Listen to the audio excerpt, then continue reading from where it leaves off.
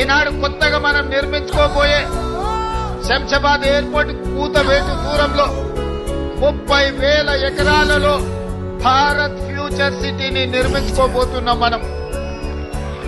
ఏ విధంగా అయితే హైదరాబాద్ లో చిత్రపురి కాలనీ, ఫిలిం నగర్, కృష్ణానగర్ వెలిసినాయో ఖచ్చితంగా మీకందరికి భారత్ ఫ్యూచర్ సిటీలో మీ పాత్రను మీకు అవసరమైన మీ అన్ని విధాలుగా ఆదుకొని అక్కడ మీరు ఉండే విధంగా చర్యలు చేపడతానని చెప్పి ఈ సందర్భంగా మీకు అందరికీ తెలియజేస్తున్నా.